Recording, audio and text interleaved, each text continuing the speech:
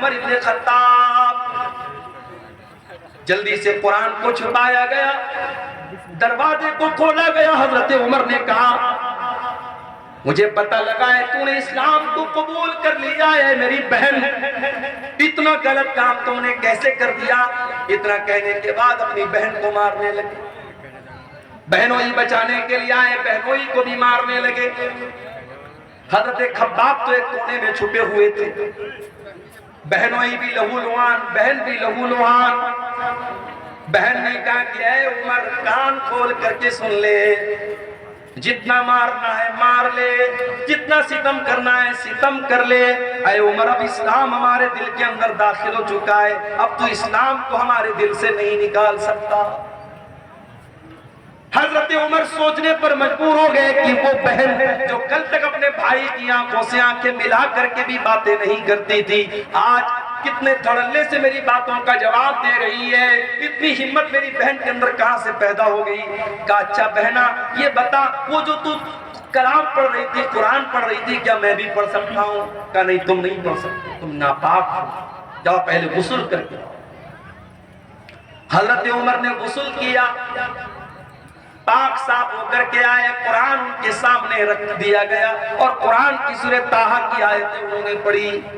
طٰہٰ ما انزلنا علیک القرآن لتشقى الا تذکرۃ لمن یخشیٰ۔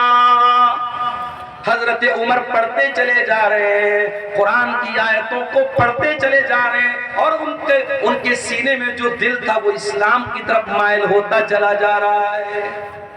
جب تلاوت ختم کر چکے کہا کہ اے میری بہنا یہ اللہ کا کلام ہے، میں بھی اس پر ایمان لانا چاہتا ہوں، میں بھی اسلام قبول کرنا چاہتا ہوں، میں بھی مسلمان ہونا چاہتا ہوں۔ حضرت سعید بن زید ان کے بہنوئی تھے، ان کو لے کر کے دار ارقم میں پہنچے جہاں اللہ کے نبی اپنے صحابہ کو لے کر کے چھپے رہتے تھے اور اسلام کی وہیں پر تبلیغ کرتے تھے۔ دار ارقم میں پہنچ کر کے حضرت عمر نے دروازہ کھٹکھٹایا، اندر سے پوچھا گیا کون؟ کہا کہ میں عمر بن خطاب ہوں۔ اندر صحابہ کرام ڈر گئے کہ ارے عمر آئے، پتہ نہیں کیا ارادہ لے کے۔ حضرت حمزہ بھی اسلام لا چکے تھے، انہوں نے کہا کوئی بات نہیں، آنے دو، اچھے مقصد کے تحت آیا ہے تو اچھی بات ہے، برے مقصد کے تحت آیا ہے تو اسی کی تلوار سے اس کو ختم کر دوں گا، آنے دو۔ دروازہ کھولا گیا، حضرت عمر فاروق رضی اللہ تعالیٰ عنہ اندر آتے ہیں اور اللہ کے نبی کے پاس آ کر کے کہتے ہیں اشہد ان لا الہ الا اللہ واشہد انک رسول اللہ۔ اے اللہ کے نبی میں کوئی دشمنی کرنے نہیں آیا، میں کوئی مرڈر کرنے نہیں آیا، میں کوئی ہتیا کرنے نہیں آیا، میں اللہ کی توحید کا اعلان کرتا ہوں اور میں آپ کے رسول ہونے کا اعلان کرتا ہوں۔ اللہ کے نبی نے اللہ کا شکر ادا کیا، کیونکہ آپ نے اللہ سے دعا کی تھی کہ اے اللہ تو دو لوگوں میں سے کسی ایک کو اسلام کی توفیق دے دے، چاہے عمر بن ہشام کو جس کو ابو جہل کہتے ہیں اس کو تو اسلام کی توفیق دے دے، چاہے تو عمر بن خطاب کو دے دے۔ اللہ کو عمر بن خطاب پسند تھے، ابو جہل پسند نہیں تھا، ابو جہل کو ایمان کی دولت نہیں ملی، حضرت عمر کو مل گئی۔ اللہ کے نبی نے اللہ کا شکر ادا کیا اور مسلمانوں نے مل کر کے نعرہ تکبیر لگایا، اتنے زور سے نعرہ تکبیر لگایا کہ پوری مکان کی چھت ہو جائے۔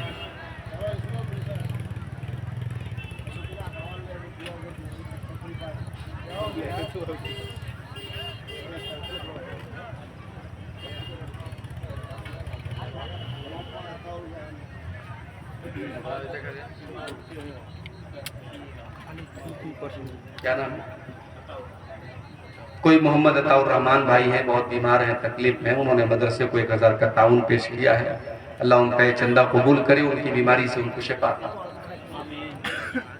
تو قرآن کریم میرے بھائیوں حضرت عمر فاروق کے دل کو بدلنے میں کامیاب ہو گیا۔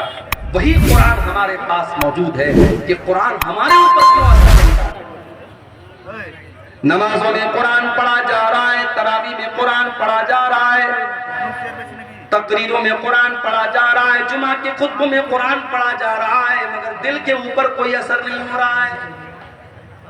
آؤ میں جواب دیتا ہوں، قرآن کا پہلا پارہ کھولو، اللہ فرماتا ہے ثم قست قلوبکم من بعد ذالک فہی کالحجارۃ او اشد قسوا۔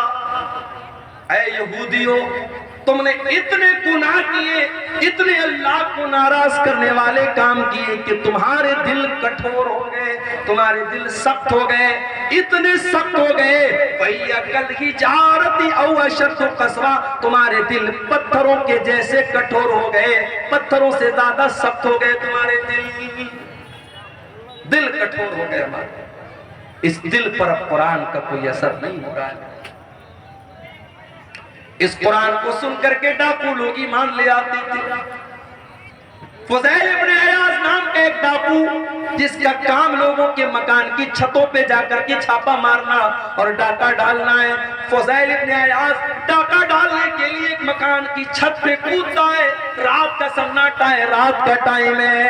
فضیل ابن عیاض ڈاکہ ڈالنے گیا ہے، چوری کرنے گیا ہے، مال ہڑپنے گیا ہے۔ وہ رات کے سناٹے میں کوئی اللہ کا بندہ قرآن کی تلاوت کر رہا تھا اور قرآن کی یہ آیت فضیل ابن عیاض کے کانوں میں پڑ جاتی ہے، أَلَمْ يَعْنِ لِلَّذِينَ آمَنُوا أَن تَخْشَعَ قُلُوبُهُمْ لِذِكْرِ اللَّهِ، کیا ایمان والوں کے لیے ابھی وہ سمے نہیں آیا، وہ ٹائم نہیں آیا، وہ وقت نہیں آیا جب ایمان والوں کے دل اللہ کا کلام سن کر کے پگھل جائیں۔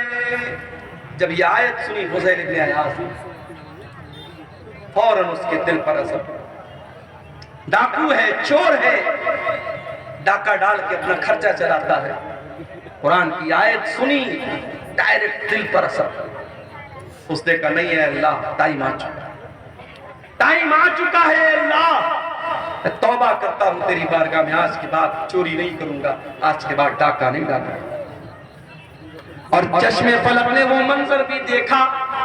فضیل ابن عیاض نے اتنی سچی توبہ کی، کل تک جو ڈاکہ ڈالا کرتا تھا، جو چوری کیا کرتا تھا، جو دوسروں کی بہو بیٹیوں کو غلط نظر سے دیکھا کرتا تھا، آج اللہ کا اتنا نیک بندہ ہو گیا کہ دن رات 24 گھنٹے وہ خانہ کعبہ کے پاس رہنے لگا، اللہ کے گھر میں رہنے لگا۔ اتنا بڑا عابد، اتنا بڑا زاہد بن گیا، اتنا بڑا عبادت گزار بن گیا۔ قرآن تو وہی ہے میرے، دل بدل گئے ہمارے، نیتیں بدل گئی ہمارے۔ قرآن کے اندر جو اثر 1400 سال پہلے تھا وہ اثر آج بھی ہے۔ شرط یہ ہے کہ ہم اپنے دل کو تھوڑا سافٹ کریں اور قرآن کو پڑھنے کی کوشش کریں۔ صحابہ کرام نے اس قرآن کو حاصل کرنے کے لیے بڑی قربانی دی تھی۔ ایک صحابی ہے جن کا نام عمر بن سلمہ ہے، بخاری کی روایت آپ کو پڑھ کے سنا رہا ہوں۔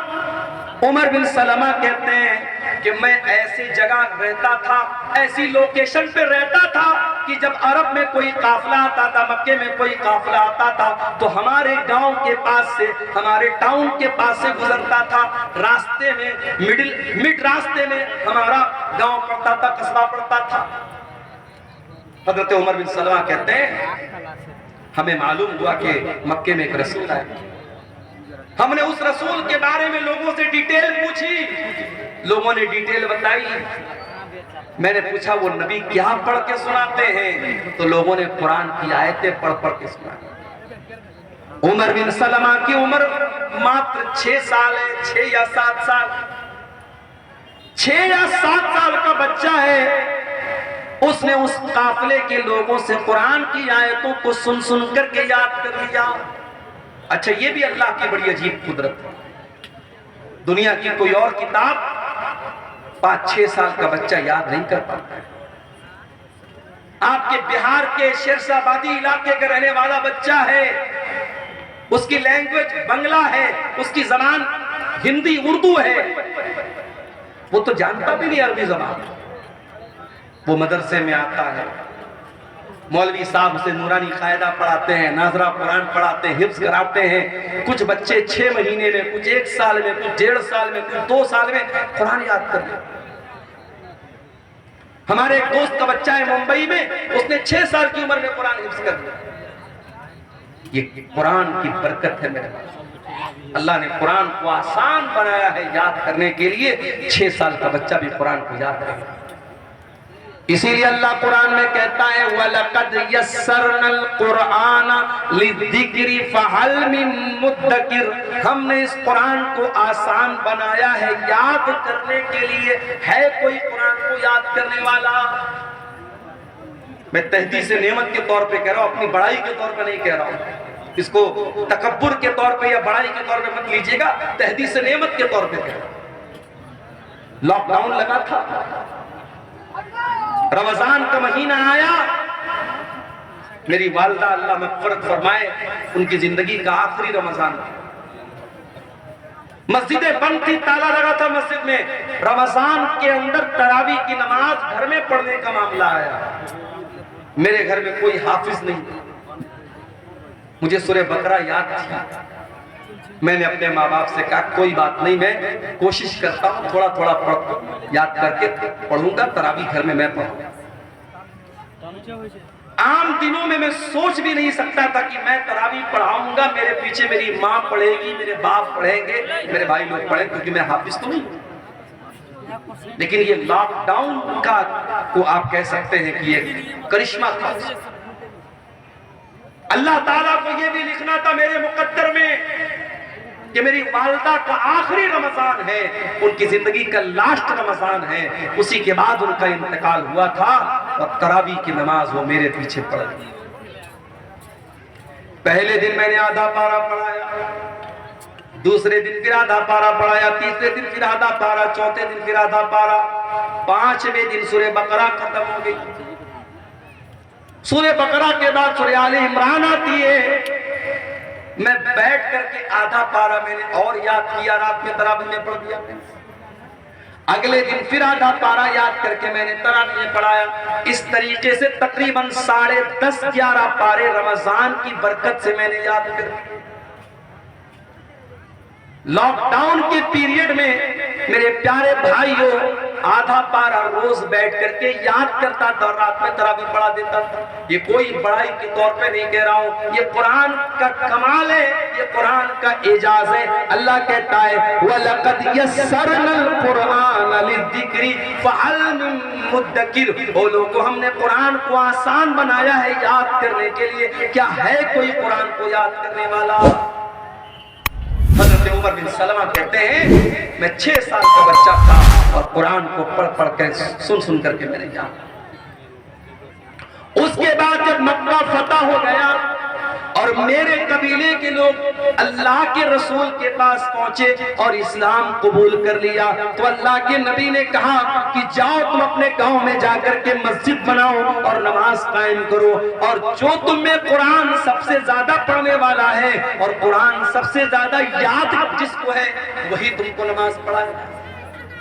جب میرے گاؤں کے لوگ آئے تو سب سے زیادہ قرآن مجھ کو یاد، اور اسی لیے امام بخاری رحمۃ اللہ علیہ اس حدیث کو صحیح بخاری میں جب لائے ہیں تو چیپٹر کیا قائم کیا ہے؟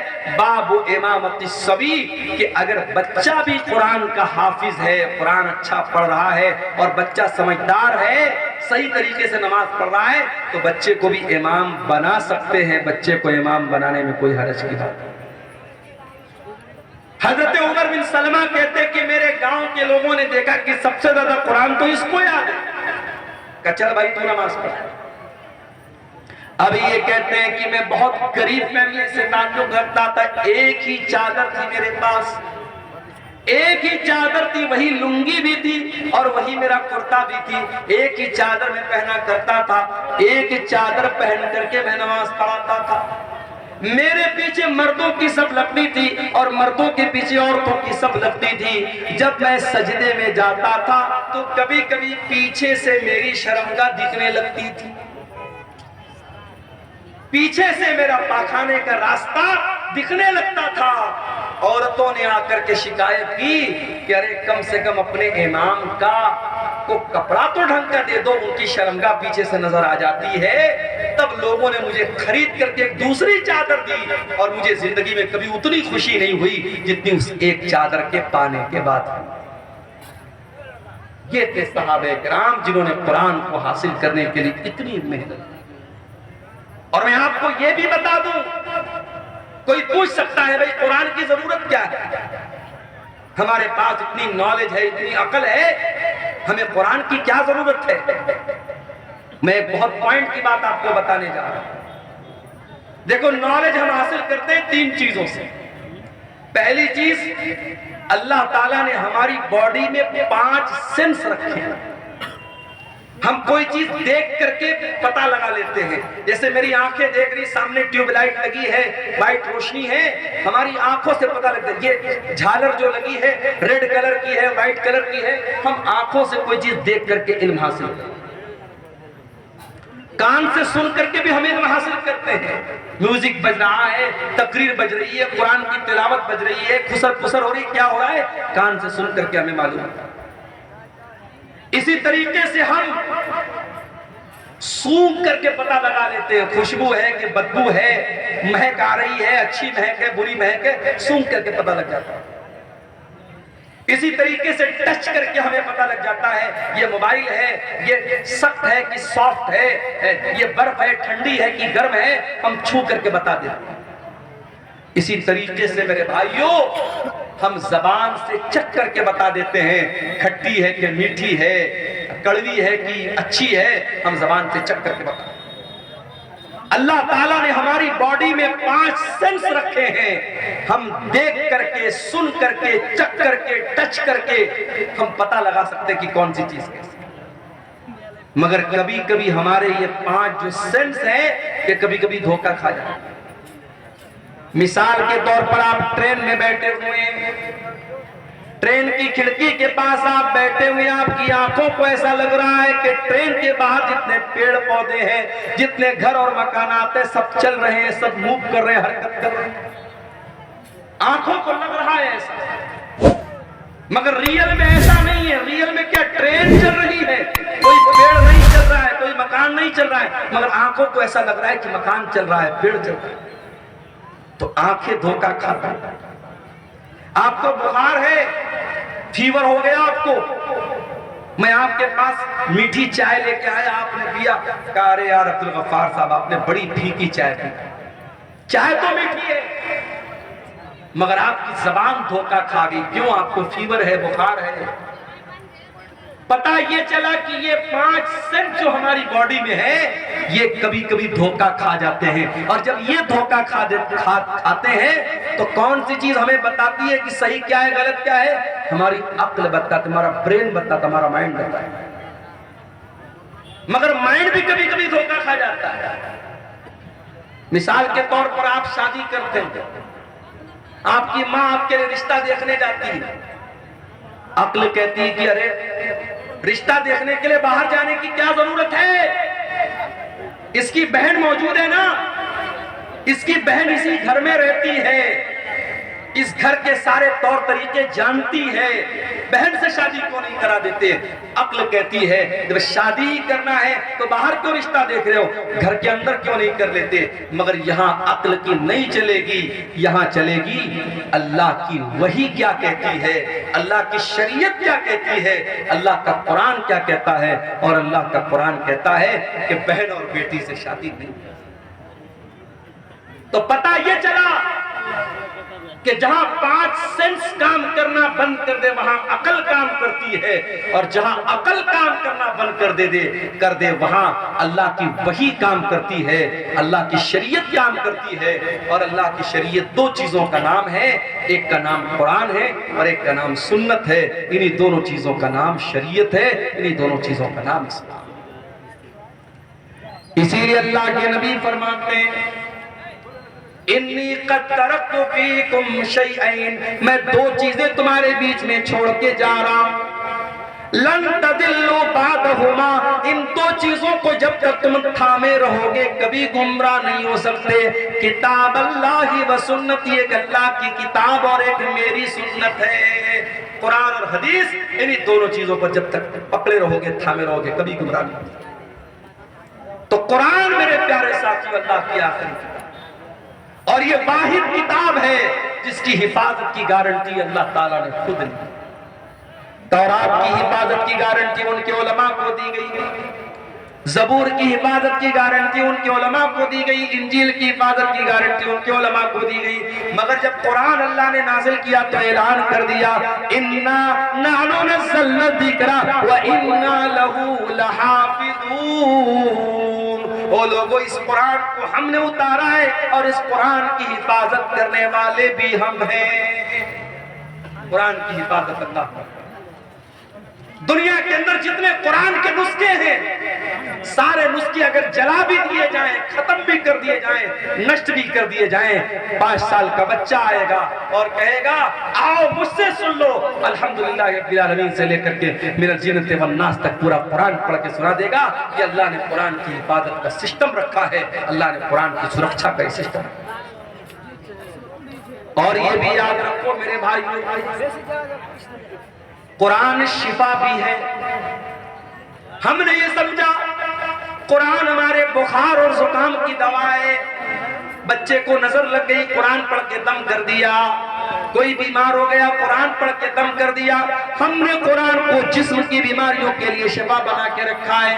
یقیناً قرآن فزیکل بیماریوں کے لیے بھی شفا ہے، مگر اس سے بڑھ کر کے قرآن روح کی بیماری کے لیے شفا ہے، قرآن اسپریچول بیماری کے لیے شفا ہے۔ روح کے اندر جو برائیاں ہیں، روح کے اندر جو بیماریاں ہیں، جیسے آپ کے روح کے اندر ایک بیماری ہوتی ہے جس کو لالچ کی بیماری کہتے ہیں، ایک بیماری ہوتی ہے جس کو حسد کی بیماری کہتے ہیں، ایک بیماری ہوتی ہے مال کی محبت، ایک بیماری ہوتی ہے دنیا کی محبت۔ قرآن ان تمام بیماریوں سے آپ کے دل کو شفا دیتا ہے۔ اللہ قرآن میں کہتا ہے یا ایھا الناس قد جاءتکم موعظۃ من ربکم وشفاء لما فی الصدور۔ او لوگو، یہ قرآن تو بہت بڑی نصیحت ہے اور قرآن تمہارے دل کی بیماریوں کے لیے شفا ہے۔ برکت والی کتاب ہے۔ دنیا کی کوئی اور کتاب پڑھو گے آپ کو ثواب نہیں ملے گا، قرآن پڑھو گے ثواب ملے گا۔ کتنا ثواب ملے گا؟ اللہ کے نبی فرماتے ہیں من قرأ حرفا من کتاب اللہ، جو قرآن کا ایک حرف پڑھے گا فلہ حسنۃ، تو اس کو ایک نیکی ملے گی، والحسنۃ بعشر امثالھا، اور ایک نیکی کا ثواب اللہ تعالیٰ کے یہاں 10 نیکی کے برابر ہے۔ تو ایک حرف پڑھنے پر آپ کو 10 نیکی ملے گی۔ اللہ کے نبی فرماتے ہیں جب تم الف لام میم پڑھو گے تو تم کو ایک نہیں 30 نیکی ملے گی، کیونکہ الف الگ ایک حرف ہے، لام الگ ایک حرف ہے، میم الگ ایک حرف ہے۔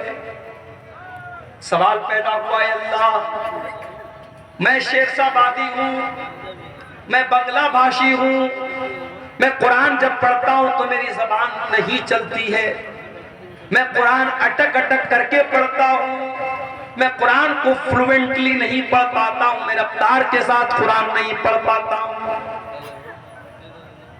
اے اللہ، میری زبان لڑکھڑاتی ہے قرآن پڑھنے کے ٹائم، تو کیا مجھے قرآن پڑھنے کا ثواب ملے گا کہ نہیں ملے گا؟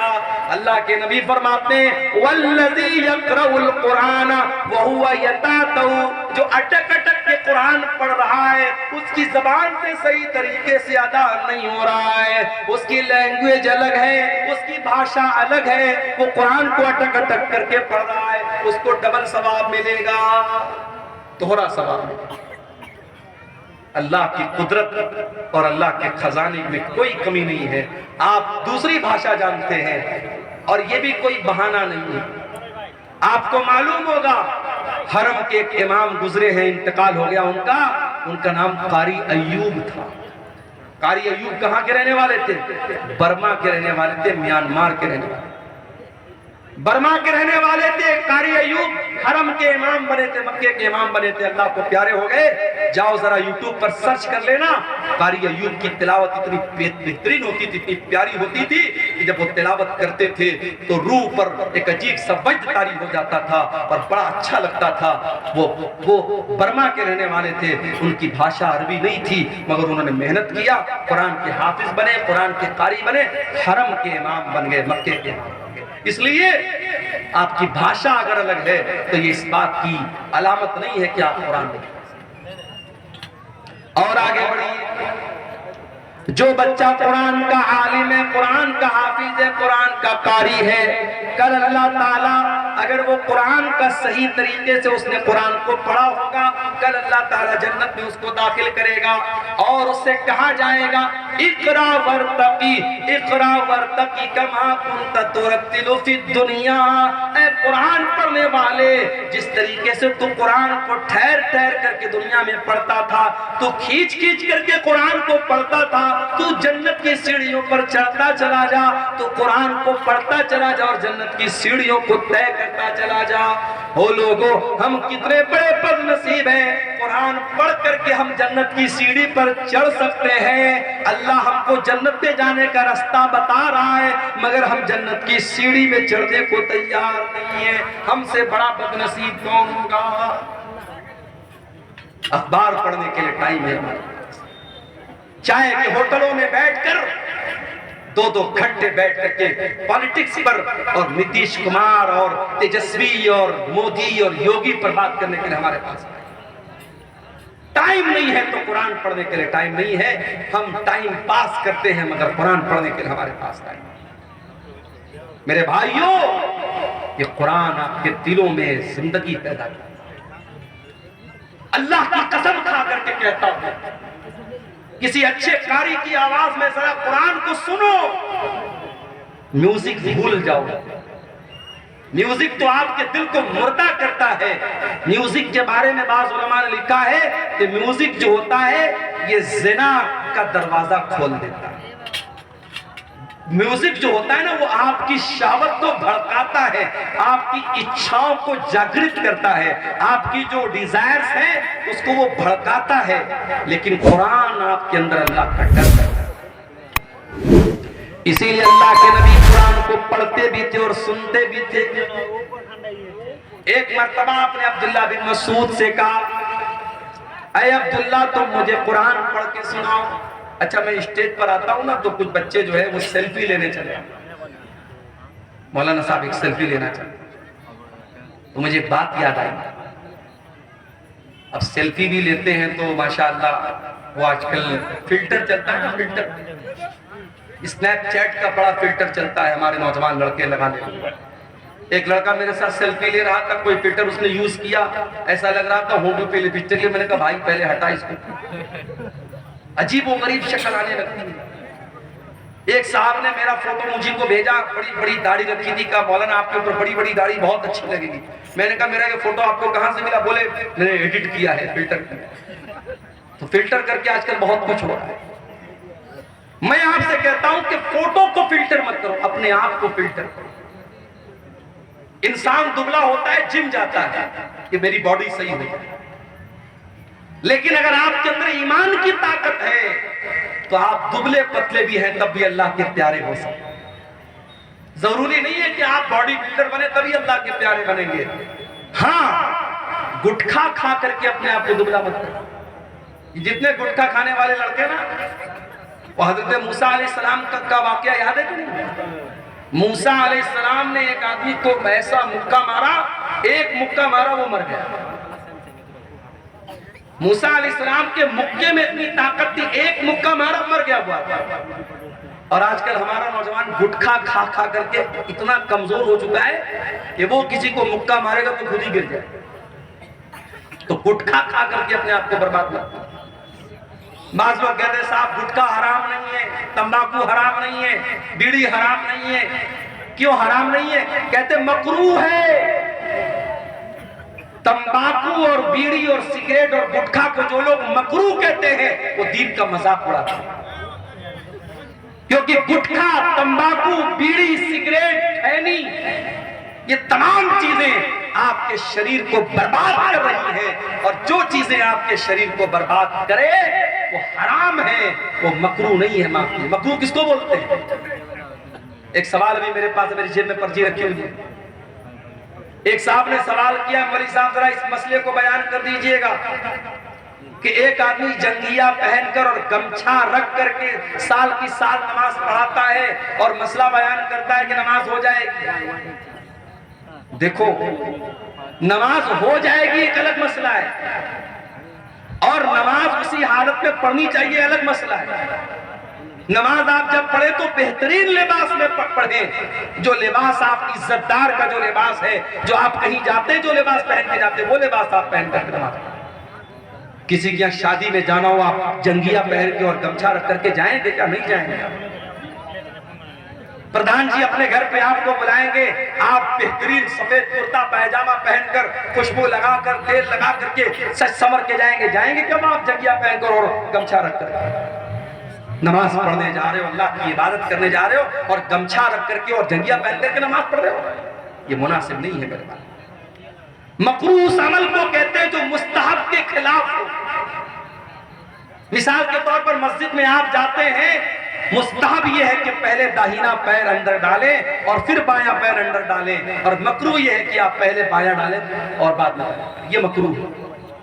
جو چیز حرام ہے، سگریٹ، بیڑی، تمباکو، یہ سب چیزیں حرام ہیں، یہ مکروہ نہیں ہے، معاف کیجیے۔ عبداللہ بن مسعود رضی اللہ تعالیٰ عنہ بہت دبلے پتلے تھے۔ ایک بار وہ پیڑ پہ چڑھ کر کے مسواک توڑ رہے تھے، اتنے دبلے پتلے تھے کہ ان کی پتلی پتلی ٹانگیں ہوا میں لہرا رہی تھی، اور صحابہ کرام دیکھ کر کے ہنس رہے تھے کہ دیکھو عبداللہ کی ٹانگیں کتنی پتلی پتلی ہیں۔ اللہ کے نبی نے پوچھا کیوں ہنس رہے ہو؟ کہا اے اللہ کے نبی ذرا دیکھیے عبداللہ کی ٹانگیں کتنی پتلی پتلی۔ آپ نے فرمایا کہ تم عبداللہ کی ٹانگوں کو پتلا سمجھ کر کے مذاق اڑا رہے ہو۔ لہما اسقلان علی المیزان من احد، اللہ کی قسم عبداللہ کی یہ پتلی پتلی ٹانگ قیامت کے دن ترازو کے اوپر احد پہاڑ سے زیادہ وزندار ہوں گی۔ اللہ کے آپ کا کریکٹر تولا جائے گا، آپ کا ایمان تولا جائے گا، آپ کا عمل تولا جائے گا۔ اگر آپ فزیکلی کمزور بھی ہیں میرے بھائیوں، اللہ کے اس کی ویلیو۔ عبداللہ بن مسعود بہت دبلے پتلے تھے مگر آواز بہت اچھی تھی، قرآن پڑھتے تھے، اتنا بہترین قرآن پڑھتے تھے۔ اللہ کے نبی فرماتے ہیں جس کو قرآن بالکل تازہ تازہ سننا ہو، بالکل فریش فریش سننا ہو، وہ عبداللہ بن مسعود سے قرآن سننا۔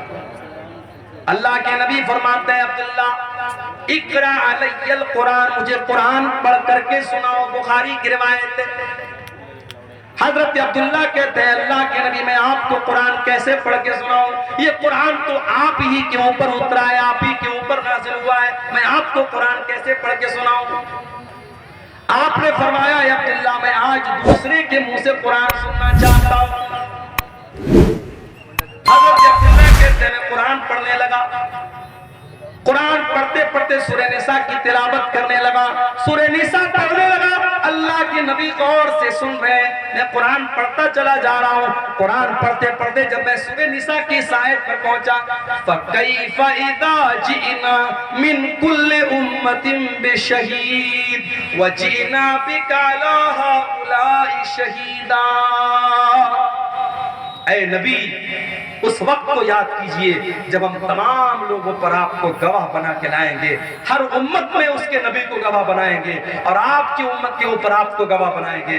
جب اس آیت پر میں پہنچا ہوں، حضرت عبداللہ کہتے ہیں اللہ کے نبی نے فرمایا اے عبداللہ بس کرو، روک دو تلاوت، روک دو۔ کہتے ہیں میں نے نظریں ڈال کر کے دیکھا فَإِذَا عَيْنَاهُ تَذْرِفَانِ، اللہ کے نبی کی دونوں آنکھوں سے آنسو بہ رہے ہیں، اللہ کے نبی رو رہے ہیں، اللہ کے نبی کی دونوں آنکھوں سے آنسو بہ رہے ہیں۔ آپ کے کندھے پر قیامت کے دن جو ذمہ داری ڈالی جائے گی، اس ذمہ داری کا احساس کر کے اللہ کے نبی رو رہے ہیں۔ نبی کو اپنی ذمہ داری کا احساس، ہمیں اور آپ کو اپنی ذمہ داری کا کوئی احساس نہیں۔ جوان بیٹی رات کو 2-2 بجے تک آن لائن ہے، چیٹنگ کر رہی ہے، ماں کو کوئی فرق نہیں پڑ رہا ہے، باپ کو کوئی فرق نہیں پڑ رہا ہے، نہ ماں کو اپنی ذمہ داری یاد ہے، نہ باپ کو اپنی ذمہ داری یاد ہے۔ جوان لڑکی بے پردہ گھر سے بند کر کے، سمر کر کے، میک اپ کر کے اپنے جسم کی نمائش کر کے نکلتی ہے، اور ماں 70 سال کی ماں بیچاری چادر اوڑھ کر کے، نقاب اوڑھ کے نکلتی ہے، اور 20 سال کی چھوکری کھلے عام گھوم رہی ہے۔ میری پیاری ماں اور بہنوں، اگر اللہ نے آپ کو بیٹی کی ماں بنایا ہے، اگر آپ کو بیٹی کا باپ بنایا ہے، اگر آپ بیٹی والے ہیں، اگر آپ صاحب اولاد ہیں تو یہ اولاد بہت بڑی ذمہ داری ہے، اس ذمہ داری کا احساس اپنے اندر پیدا کیجئے۔ اللہ کے نبی کو اپنی ذمہ داری کا احساس ہوا، آپ کی آنکھوں سے آنسو بہنے لگے، آپ رونے لگے، آپ نے کہا عبداللہ بس کر، اب میرے اندر طاقت نہیں اور سن۔ صحابہ کرام تو قرآن سنتے تھے رونے لگتے تھے، قرآن پڑھتے تھے تو رونے لگتے تھے۔ حضرت عائشہ کو دیکھو، حضرت عائشہ چاشت کی نماز پڑھ رہی ہیں۔ یہ چاشت کی نماز کون سی نماز ہوتی ہے جانتے ہیں؟ کوئی جانتا ہے؟ اس سامنے کی پبلک میں کوئی جانتا ہو؟ ذرا ہاتھ اٹھا کے بتائے چاشت کی نماز کس کو بولتے ہیں؟ صبح پڑھا جاتا ہے، کب پڑھتے ہیں چاشت کی نماز؟ بولو بھائی، نہیں جانتے؟ سورج طلوع ہونے کے بعد، سورج طلوع ہونے کے بعد یعنی مغرب کے ٹائم سورج رہتا ہے اس ٹائم کب پڑھتے ہیں بھائی؟ سورج نکلنے کے بعد 1 ماہ کم سے کم، اچھا چلیے ماشاءاللہ، 9 بجے تک۔ کچھ لوگ تو جانتے ہیں۔ میں کبھی کبھی سوچتا ہوں اتنے جلسے ہو رہے ہیں سیمانچل میں، عبدالغفار صاحب تو بیچارے ٹائم کم دیتے ہیں، جو دوسرے مقررین ہیں بہت سارے مقررین 1 مہینہ کنٹینیو آپ یہاں پروگرام کرتے ہیں، لیکن میں دیکھتا ہوں کہ جو برائی کا لیول ہے، جو لا علمی کا لیول ہے، وہ برابر بڑھ ہی رہا ہے۔ بے نمازی برابر بے نمازی ہو رہے ہیں، نشہ کرنے والے برابر نشہ کر رہے ہیں، بے پردگی کرنے والی عورتیں بے پردگی کر رہی ہیں۔ اب تو حالات یہ ہے کہ مسجد کی زمینوں پر ناجائز قبضہ ہو رہا ہے، قبرستان کی زمینوں پر ناجائز قبضہ ہو رہا ہے۔ ہم حکومتوں کو کیا بولیں گے، ہم پرشاسن کو کیا بولیں گے؟ آج اپنی وقف کی ہوئی زمین کو بھی مسلمان خود ہڑپنے کے لیے۔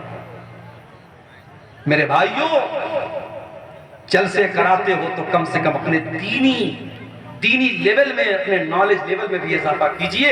حضرت عائشہ چاشت کی نماز پڑھ رہی تھی۔ چاشت کی نماز کب پڑھی جاتی ہے؟ مسئلہ یاد رکھیے، چاشت کی نماز پڑھنے کا 2 ٹائم ہے۔ ایک تو سورج نکلنے کے 15-20 منٹ کے بعد جب سورج ایک نیزہ بلند ہو جاتا ہے، اس ٹائم بھی چاشت کی نماز پڑھ سکتے ہیں۔ اور دوسرا ٹائم تھوڑا اور لیٹ، جب تھوڑی سورج کی تپش اور بڑھ جائے اور وہ ٹائم ایسا آ جائے کہ اونٹ کے بچے اگر دھوپ میں کھڑے ہیں تو ان کا پیر دھوپ سے جلنے لگے، آپ کہہ سکتے ہیں 8 بجے 9 بجے کے قریب کا جو ٹائم ہوتا ہے وہ بھی چاشت کا ٹائم ہوتا ہے۔ چاشت کی نماز 2 رکعت بھی پڑھ سکتے ہیں، 4 رکعت بھی پڑھ سکتے ہیں۔ چاشت کی نماز کی بڑی فضیلت ہے۔ چاشت کی نماز اگر آپ پڑھیں گے 2 رکعت نماز تو اللہ کے نبی فرماتے ہیں کہ آپ کے بدن کے ہر جوڑ کی طرف سے صدقہ ہو جائے۔ آپ غریب ہیں، صدقہ نہیں کر سکتے، دان نہیں کر سکتے، 2 رکعت آپ چاشت کی نماز پڑھ لیجئے، آپ کے بدن میں جتنے جوڑ ہیں، جتنی ہڈیاں ہیں، ہر ہڈی اور ہر جوڑ کی طرف سے اللہ تعالیٰ صدقہ اور دان آپ کا قبول کر لے گا۔ یہ بڑی فضیلت ہے اس نماز کی۔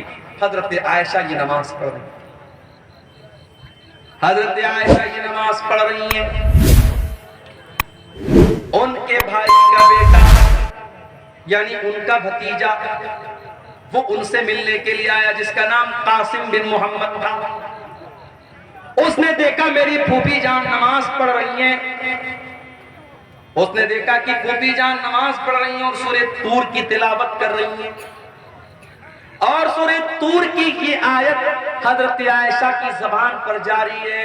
سورہ طور میں اللہ فرماتا ہے جب جنتی جنت میں جائیں گے تو کہیں گے فَمَنَّ اللَّهُ عَلَيْنَا وَوَقَانَا عَذَابَ السَّمُومِ، اللہ نے ہم جنتیوں پر بہت بڑا احسان کیا کہ اللہ نے ہم کو جہنم کی آگ سے بچا لیا۔ حضرت عائشہ اسی آیت کو پڑھ رہی ہیں اور روتی چلی جا رہی ہیں۔ ان کے دل میں یہ خیال ہے کہ اے اللہ کاش تو عائشہ کو بھی اپنے ان خوش نصیب بندوں میں شامل کر دے۔ ان کے بھتیجے قاسم بن محمد کہتے ہیں میں نے دیکھا کہ پھوپھی جان سورہ طور کی یہ آیت پڑھ رہی ہیں اور رو رہی ہیں، میں وہاں سے مارکیٹ چلا گیا، میں وہاں سے بازار چلا گیا، میں نے اپنا سودا سلب لیا اور بہت دیر کے بعد میں واپس آیا۔ میں نے کیا دیکھا؟ میں نے دیکھا کہ میری پھوپھی جان اسی حالت میں کھڑی ہیں اور اسی آیت کو ریپیٹ کر رہی ہیں اور رو رہی ہیں اور پڑھ رہی ہیں فَمَنَّ اللَّهُ عَلَيْنَا وَوَقَانَا عَذَابَ السَّمُومِ۔ یہ تھی نبی کی بیوی جو قرآن کو پڑھتے ہوئے رو رہی ہیں، قرآن ان کے دلوں پر اثر کرتا ہے۔ آج تو ہم کٹھور دل کے لوگ ہیں، قبرستان میں مردے کو دفنانے جاتے ہیں، وہاں پر بھی ہا ہا کر کے ہنستے رہتے ہیں۔ قبرستان میں کھڑے ہو کر کے ہم دنیا کی باتیں کرتے ہیں، پالیٹکس کی باتیں کرتے ہیں، راجنیتی کی باتیں کرتے ہیں، جبکہ اللہ کے پیارے نبی جب قبرستان جایا کرتے تھے، انصاری صحابی کا جنازہ ہے، جنازے کو قبر میں اتارا جا رہا ہے، اللہ کے نبی قبر کے کنارے بیٹھے ہوئے اور آپ کے صحابہ بھی آپ کے آس پاس بیٹھے ہوئے ہیں۔ آپ نے قبر کو دیکھا اور قبر میں اپنے صحابے کی لاش کو اترتے ہوئے دیکھا، اللہ کے نبی رونے لگے، فبکا، آپ کی آنکھوں سے آنسو بہنے لگے اور آپ بھی رونے لگے اور آپ کے آس پاس جتنے صحابہ تھے وہ سب رونے لگے، اور اللہ کے نبی اپنے صحابہ سے کہنے لگے، لِمِثْلِ هَذَا فَأَعِدُّوا يَا إِخْوَانِي، اے میرے بھائیو، اے میرے صحابہ، اس قبر کی تیاری کرو، یہاں تم سب کو آنا ہے۔ بنارس سے ایک مرتبہ میں ایک پروگرام میں جا رہا تھا، تقریباً 150-200 کلومیٹر دور ایک جگہ پڑتی ہے شاہ گنج، میں وہاں پروگرام میں جا رہا تھا۔ ہمارے ایک ساتھی تھے، کار چلا رہے تھے، راستے میں ایک جنگل آیا، اچانک ان کی ہیڈ لائٹ نے کام کرنا بند کر دیا، جنگل کے بیچ میں ہیڈ لائٹ نے کام کرنا بند کر دیا، خوب اندھیرا، جنگل کے بیچ میں کار کھڑی ہے، ہم کار کے اندر ہیں، اے سی چل رہی ہے، لیکن لائٹ بند ہو گئی، اندھیرا ہو گیا، تو ہمارے دل اور دماغ میں ڈر کی ایک لہر دوڑ گئی۔ غور کرو میرے پیارے بھائیوں، ہم قبر کے اندر جب جائیں گے، ہمارے ماں باپ ہم کو دفنانے کے بعد، ہمارے بچے ہم کو دفنانے کے بعد، ہمارے رشتہ دار ہم کو دفنانے کے بعد مٹی اپنے ہاتھ سے جھاڑ کر کے چلے جائیں گے، منکر نکیر آئیں گے، اس قبر کی تاریکی میں ہمارے پاس کوئی موبائل کا ٹارچ نہیں ہوگا جس کو ہم جلا سکیں، کوئی اے سی اور کولر نہیں ہوگا جس کی ہوا کھا سکیں، منکر نکیر آئیں گے اور 3 سوال کریں گے، من ربو کا، من نبیوں کا، ما دینوں کا، اے اللہ کے بندے تو بتا تیرا رب کون ہے، تو بتا تیرا دین کیا ہے، تو بتا تیرے نبی کون ہے۔ اور یہ 3 سوالوں کا جواب میتھمیٹکس کی بکس میں نہیں ملے گا، ان تینوں سوالوں کا جواب وگیان اور سائنس کی کتابوں میں نہیں ملے گا، ان تینوں سوالوں کا جواب ہسٹری اور اتہاس کی کتاب میں نہیں ملے گا، بھگول کی کتاب میں نہیں ملے گا، ہائی اسکول اور انٹر کے سلیبس میں نہیں ملے گا، ان تینوں سوالوں کا جواب مدرسہ دارالقرآن عزیزیہ کے جو بچے جس کتاب کو پڑھ کے حافظ ہوئے ہیں اس کتاب کے اندر ملے گا۔ قرآن جواب دے گا ان تینوں سوال کا، تیرا رب کون ہے، تیرا دین کیا ہے، تیرے نبی کون ہے۔ اور جب بندہ صحیح جواب دے گا، میرا رب اللہ ہے، میرا دین اسلام ہے، میرے نبی محمد صلی اللہ تعالی علیہ وسلم ہے، تو فرشتہ پوچھے گا کہ تجھے یہ سوال، ان سوالوں کا جواب تجھے کیسے پتا چلا؟ تو بندہ کہے گا قرأت کتاب اللہ، اے اللہ میں نے قرآن کو پڑھا تھا، میں نے اللہ کی کتاب کو پڑھا تھا، قرآن پڑھا تھا، اس لیے میں نے ان تینوں سوالوں کا جواب۔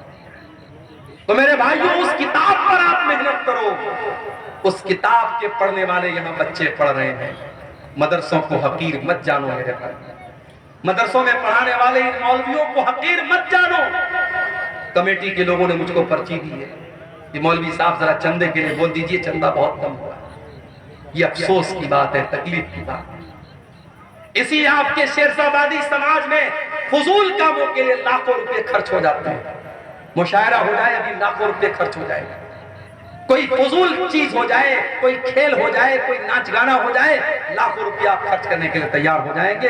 اس سال بھر کے مدرسے کا بجٹ آپ کے اس چندے سے چلتا ہے، اور آج اگر جلسے والوں کو اردو بھاشی مقرر سے یہ کہنا پڑے کہ چندہ کم ہوا ہے، آپ تعاون کی اپیل کیجئے، تو یہ ہمارے اور آپ کے چلو بخانی مدود بھرنے کا مقام ہے۔ میں تو یہی کہہ سکتا ہوں، انورودھ کر سکتا ہوں، نیویدن کر سکتا ہوں، گزارش کر سکتا ہوں کہ بھائی یہ مدرسے کے بچے ہیں، قرآن پڑھنے پڑھانے والے بچے ہیں، جو ہو سکے دل کھول کے تعاون کرو۔ اپنی ماں بہنوں سے کہوں گا کہ جانا تو اس ادارے کا بھرپور تعاون کر کے جانا کہ اسی مقصد کے لیے جلسہ ہوا۔ اور آپ کو ایک بات بتاؤں، میں میرے نبی کی ایک سنت آپ کو بتا، میرے نبی نے اپنی فیملی کی ضرورت کو قربان کر کے اپنے مدرسے کے اسٹوڈنٹ کی ضرورت کو پہلے پورا کیا۔ آپ کی سب سے چھوٹی بیٹی جس کا نام فاطمہ تھا، ان کو پتا لگا کہ میرے ابا کے پاس کچھ غلام آئے ہیں، کچھ نوکر آئے ہیں، کچھ لونڈیاں آئی ہیں، تو وہ اللہ کے نبی کے پاس آئی کہ کچھ کوئی ایک نوکر مجھ کو مل جائے، کوئی ایک نوکرانی مجھ کو مل جائے، میرے گھر کا کچھ کام آسان ہو جائے۔ حضرت فاطمہ کی ملاقات اللہ کے رسول سے نہیں تھی۔ حضرت فاطمہ نے اللہ کے نبی کو پیغام اپنا پہنچا دیا حضرت عائشہ کے ذریعے کہ میرے ابا آئے تو بتا دینا کہ آپ کی بیٹی آئی تھی اور غلام آئے ہیں، ایک غلام آپ کی بیٹی کو مل جائے یا ایک لونڈی آپ کی بیٹی کو مل جائے تو بیٹی کا کام آسان ہے۔ اللہ کے نبی شام کو آتے ہیں، آپ کو معلوم ہوتا ہے کہ آپ کی بیٹی غلام کے لیے آئی تھی، نوکر کے لیے آئی تھی۔ بخاری کے الفاظ، اللہ کے نبی شام کو اپنی بیٹی کے گھر پہنچتے ہیں۔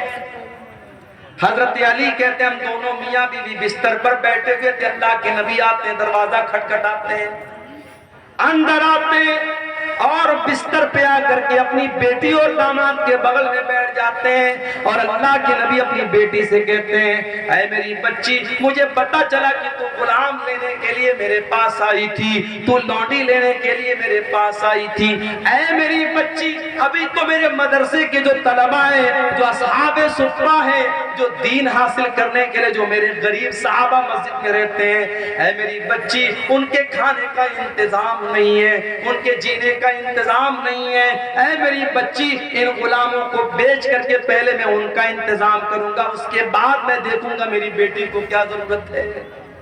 اللہ نبی کی سنت کو بھی آج زندہ کرنے کی ضرورت ہے میرے بھائیوں۔ اللہ کے نبی نے پہلے اپنی بیٹی کی ضرورت کو پورا نہیں کیا، پہلے اپنے مدرسے کے بچوں کی ضرورت کو پورا کیا۔ حقیر نہ جاؤ مدرسے کے بچوں کو۔ اللہ کے نبی فرماتے خیرکم من تعلم القرآن وعلمہ، تم میں سب سے بہترین انسان وہ ہے جو قرآن کو سیکھتا ہے، جو قرآن کو سکھاتا ہے، جو قرآن کا ٹیچر ہے، جو قرآن کا اسٹوڈنٹ ہے، اس سے بہترین کوئی انسان نہیں ہے۔ آپ کی نظر میں سائنس پڑھانے والے کی سیلری کتنی ہونی چاہیے؟ 20,000۔ آپ کی نظر میں گणت پڑھانے والے ٹیچر کی سیلری کتنی ہونی چاہیے؟ 15,000۔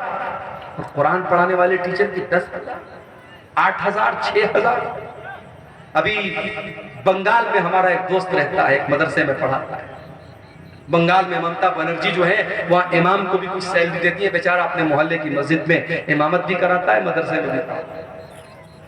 پرائیویٹ مدرسے کے جو ناظم ہوتے ہیں، جو کمیٹی ہوتی ہے، جو سیکریٹری ہوتی ہے نا، وہ اپنے آپ کو مودی اور یوگی سے بھی بڑا ڈکٹیٹر سمجھتے ہیں۔ اس مدرسے کی کمیٹی کے لوگوں نے کیا کہا کہ مولوی صاحب آپ ہمارے مدرسے میں پڑھا رہے ہیں تو 24 گھنٹے آپ کو ڈیوٹی کرنا پڑے گا۔ کیا مطلب؟ کہا 2 بجے تک آپ کو بچوں کو پڑھانا ہے، پھر شام کو ہاسٹل کی نگرانی بھی آپ کو کرنا ہے، رات بھی یہی گزارنا ہے، ہم آپ کو 12,000 سیلری دیتے ہیں، آپ سے سارا کام لیں گے۔ ہمارے دوست نے کہا کہ بھائی مجھے بخش دو، میں امام بھی ہوں اپنے محلے کی مسجد کا، میں ڈیلی آتا جاتا ہوں، میرا خیال کرو، میں رمضان میں اتنی محنت سے چندہ لاتا ہوں، میرا خیال کرو۔ کہ نہیں، کوئی خیال نہیں رکھا۔ ڈکٹیٹرشپ چل رہی ہے مدرسوں کی مینجمنٹ کے اندر، اور ان پرائیویٹ پڑھانے والے غریب اساتذہ اور معلمین پر بڑا ظلم بھی ہوتا ہے میرے بھائی۔ اللہ کے واسطے ایسا نہ کرو، کسی کی مجبوری کا فائدہ نہ اٹھاؤ، کسی کو حد سے زیادہ دکھ نہ دو۔ کہ قرآن پڑھنے پڑھانے والے ان کا مقام بہت اونچا ہے، ان کی قدر کرو، ان کی عزت کرو، ان کو اچھی تنخواہیں دو۔ اور میں نے ایک بات اور کہی تھی، آپ کے اسی سیمانچل کے علاقے میں پروگرام ہوا تھا، میں نے کہا تھا کہ آج مسجدوں کے امام کی رہنے کی جگہ نہیں ہے۔ ہمارے اسحاق بھائی آئے ہیں کھیڑیا ہاٹ میں، ان کا مسجد کے امام ہیں، ان کے کمرے میں میں جاتا ہوں، چھوٹا سا کمرہ ہے، شادی ہو چکی ہے، فیملی کو لے کر ہی رہ سکتے۔ کتنی مسجدیں ہیں کہ امام کو رہنے کے لیے جو کمرہ ملتا ہے وہ کمرہ اتنا چھوٹا ہوتا ہے کہ امام صاحب بیچارے پورا پیر پھیلا دے تو کمرہ پورا فل ہو جائے۔ امام صاحب کے بیوی بچے کہاں رہیں گے؟ نہیں صاحب، امام صاحب بیچارے اللہ کے نیک بندے ہیں، ان کے بیوی بچے آرام سے اپنے گھر میں رہیں۔ آپ پسند کریں گے کہ آپ زندہ ہیں اور آپ کے بچے یتیم ہو جائیں، آپ زندہ ہیں اور آپ کی بیوی بیوہ ہو جائیں۔ اور مجھے کہنے دیجئے کہ آج بہت سارے مدرسوں سے جو کانڈ ہوتے ہیں، جو واقعات ہوتے ہیں بدفعلی کے اور حرام کاموں کے، اس کی بہت بڑی وجہ یہ ہے کہ آج بہت سارے مدرسوں کے ٹیچروں کو فیملی سے دور رکھا جاتا ہے۔ میرا بس چلے تو ہر مدرسے میں یہ قانون لگا دوں کہ جتنے بھی ٹیچر رہیں گے فیملی کے ساتھ رہیں گے، بیوی بچوں کے ساتھ رہیں گے، ان کے بیوی بچوں کے ساتھ ان کا انتظام کیا جائے، ورنہ ان مدرسوں کو بند کر دیا جائے۔ 6 مہینہ انسان شادی شدہ ہے، بیوی بچے والا ہے، بیوی سے دور رہے گا، شیطان طرح طرح کے خیالات ڈال سکتا ہے، شیطان غلط راستے پر ڈال سکتا ہے۔ میرے پیارے ساتھیوں، یہ صحابہ کا دور نہیں ہے، یہ صحابہ کا زمانہ نہیں ہے، یہ تابعین کا زمانہ نہیں ہے۔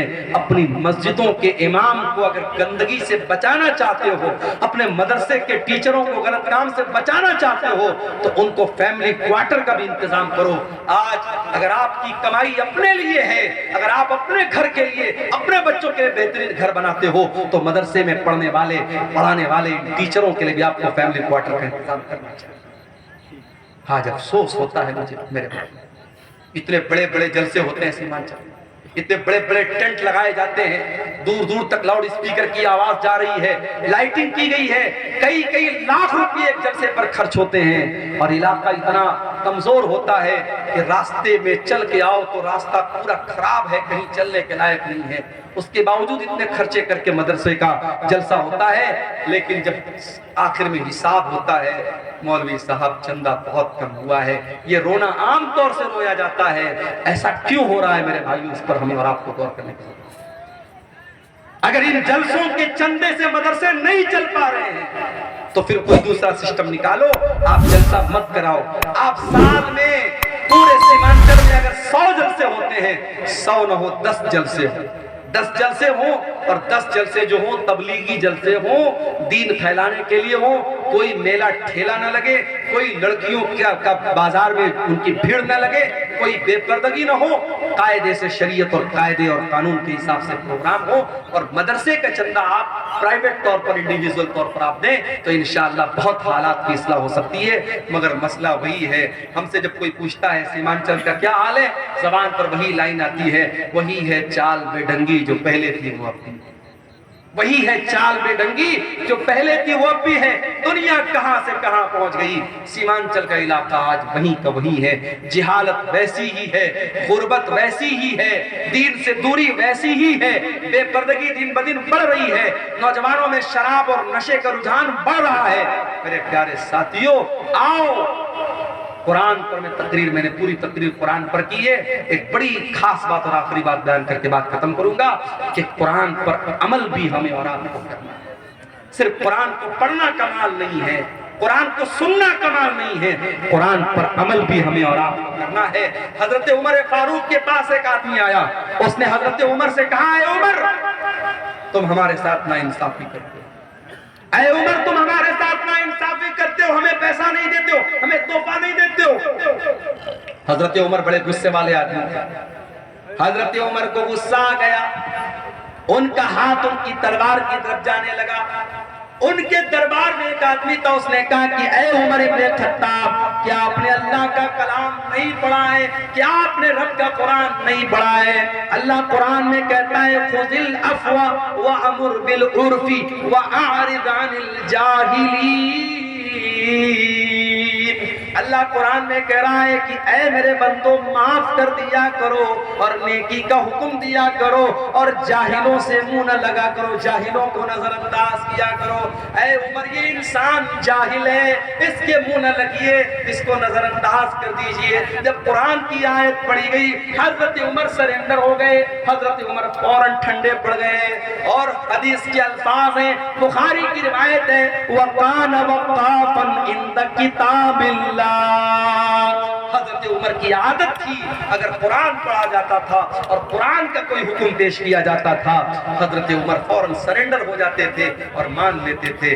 میرے عزیزوں، قرآن کی روشنی میں اپنی اصلاح کرو، قرآن کہتا ہے نماز قائم کرو، مسجدیں آج ویران ہیں۔ قرآن کہتا ہے زنا کے قریب مت جاؤ، اور آج زنا کے اڈے مسلمانوں سے آباد ہیں۔ قرآن کہتا ہے وَلَا يُبْدِينَ زِينَتَهُنَّ، اور اپنے بے پردگی نہ کریں، اور آج ہماری اور آپ کی عورتیں بے پردگی کر رہی ہیں۔ قرآن کہتا ہے نشے کے قریب مت جاؤ، اور آج ہمارا نوجوان نشہ کر رہا ہے۔ قرآن کہتا ہے نماز اپنے ٹائم پر پڑھو، ہمارا نوجوان آج نماز سے دور ہے۔ قرآن کہتا ہے لوگوں سے بہترین اخلاق سے پیش آؤ، ہمارا نوجوان آج جو ہے وہ اخلاق کے معاملے میں بھی بڑا کمزور ہے۔ میرے پیارے ساتھیوں، قرآن پر آج عمل کرنے کی ضرورت ہے۔ اور اللہ قرآن میں جب قرآن کی فضیلت بیان کرتا ہے تو ساتھ میں یہ بھی کہتا ہے کہ یہ قرآن لِيَدَّبَّرُوا آیَاتِهِ، قرآن تدبر کرنے کے لیے، قرآن غور کرنے کے لیے ہے۔ میرے عزیزوں، ڈیلی آدھا گھنٹہ صحیح، 1 گھنٹہ صحیح قرآن پڑھنے کے لیے ٹائم نکالو۔ آج بنگلہ بھاشا میں قرآن کا انواد موجود ہے، اردو زبان میں قرآن کا ترجمہ موجود ہے، انگلش میں قرآن کا ٹرانسلیشن موجود ہے۔ جو زبان آپ کو آتی ہے، جو بھاشا آپ کو آتی ہے، اس بھاشا میں قرآن کو لے کر کے بیٹھ جاؤ۔ آدھا گھنٹہ، میں زیادہ نہیں بولتا، آدھا گھنٹہ ڈیلی آپ قرآن کو دینا شروع کرو۔ میں نہیں کہتا کہ موبائل کو آپ جو ٹائم دیتے وہ آپ قرآن کو دے دو، وہ دے دو گے تو زندگی سنور جائے گی، لیکن کم سے کم منیمم آپ آدھا گھنٹہ قرآن کو ٹائم دو۔ میرے بھائیوں، آپ غور کریں گے زندگی میں برکتوں کو، آپ غور کریں گے، محسوس کریں گے زندگی میں برکتوں کو۔ آج افسوس کی بات یہ ہے کہ ہمارے پاس قرآن پڑھنے کے لیے ٹائم نہیں ہے۔